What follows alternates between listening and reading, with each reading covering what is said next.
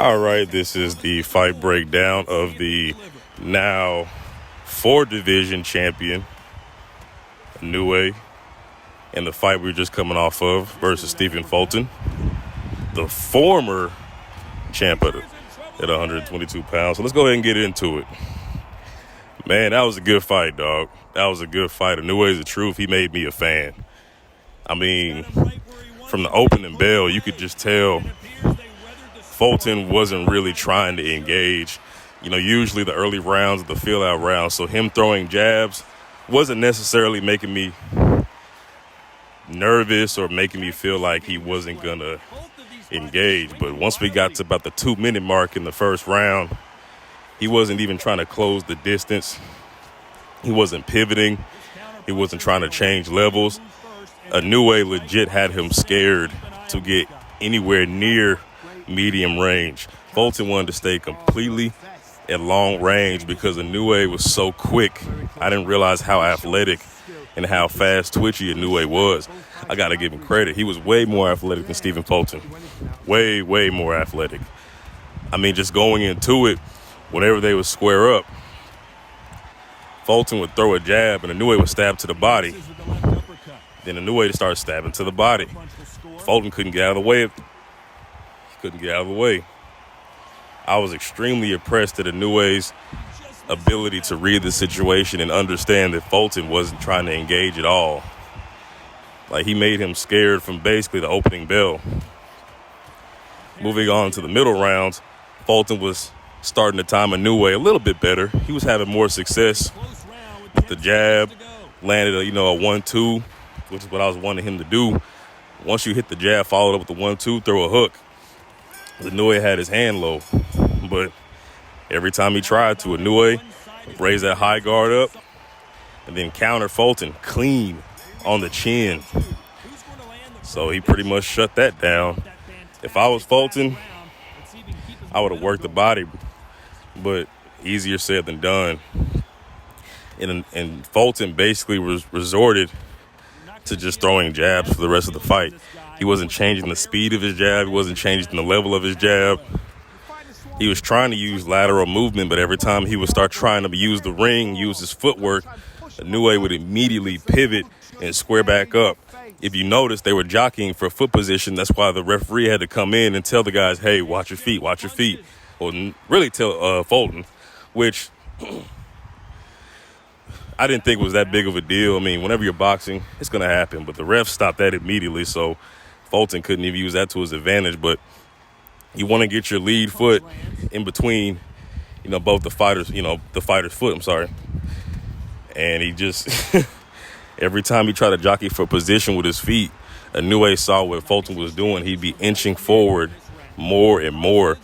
And Inoue just kept adjusting. He didn't allow Fulton to use his footwork whatsoever.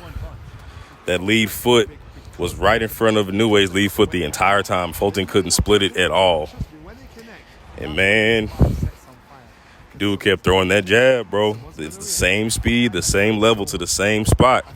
And Inoue said, well, if you're just going to keep doing that, I'm just going to go over the top of your jab with a right hand, clean, rock Fulton. All it took was one perfectly timed counter. Threw a jab, countered right over the top of it, knocked him down, laying down flat like Tyson Fury against Wilder 1. He gets up, Inoue does what he did against all his fellow countrymen and all those other guys and, the guys who I wasn't giving much credit, which I'm still not because they're terrible competition, but at least Inoue proved that it wasn't the competition while he was dominating. Got up and finished Fulton. Made it look easy. 8 rounds. I think Fulton might have won a round. I said he got stopped in the 6th round. It was actually the 8th round, but I don't think Fulton won a round. If he did, he won a single round. But like I said, I'm curious to see what Champside has to say. And other people who were just crapping on Inoue. I said a couple things, but I didn't think he was that bad. I thought he was average. But dude proved, man, he's the truth. I got to eat crow. Got to call a spade a spade. Got to keep it a buck. Inoue's that dude, man. Inoue's that dude. I just want to see him do it against even better competition because Fulton, I think, is a B-, like a flat 80 out of 100 type of fighter. I don't think he's that special at all, personally. I don't think either fighter. I don't even think Inoue is that special. I think he has a chance to prove that he is special. Not hating on the dude. It's not personal. It's not racial. Before y'all in the comments start getting like that. It's just, I have the same standard for all fighters. I got Inoue top 3 pound for pound. I think he's earned that. They say he's eyeing Undisputed later this year. If Inoue can become Undisputed in 2 different weight classes, bro. Hey, man. Obviously, he'll be number 1 pound for pound. You'll have to talk about him up there with the greats. I just want him to have some great names on his resume to stamp it. I don't want it to be a Mike Tyson or Rocky Marciano situation where he just simply beat who was in front of him or beat old Hall of Famers out of their prime, like Nonito Donaire, who was basically, 37 years old. I don't know who he can fight. I mean, there's really nobody at those lower weight classes, so Undisputed doesn't seem like that big of an obstacle, honestly. I think the best we could hope for is maybe Tank or... I mean, they're already having problems making weight at 130. Maybe one of them can squeeze down to 130 and give Inoue that business and give him that work. Because it's basically nobody else. But, yeah, man. Inoue proved it, bro. I said he was a left-right kind of fighter. No technical skills, but he outboxed and outmuscled Stephen Fulton. He outboxed him, then he bruised him. So, yeah, it's safe to say Inoue is a boxer-puncher for sure. I just didn't expect Inoue to be that quick against Fulton. Now, Fulton's not that athletic himself. He has no fast twitchies at all. No fast twitch, no nothing. So, Inoue took advantage of it. He really did. He took advantage of it. Outboxed him, outjabbed him, straights, hooks, beat him to the body. He put on a master class. He outclassed him. He completely outclassed him. And as far as Stephen Fulton, he just got to go back to the drawing board, man. Go back to the drawing board. Like I said, I never thought he was that special to begin with anyways. But didn't take this as a learning lesson. I seriously doubt he wants a rematch with Inoue. It was too much of a domination. It was too one-sided. It wasn't even competitive. And I still think it was a good fight, only because of the performance that Inoue put on. So give that man his credit.